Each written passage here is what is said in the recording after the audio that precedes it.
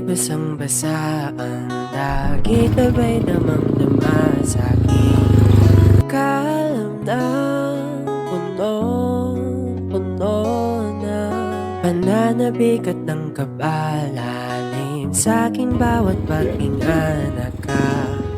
Nakatitig lamang sa iyo, naglakad ka ng dahan-dahan sa pasilyo tungo sa altar ng simbahan.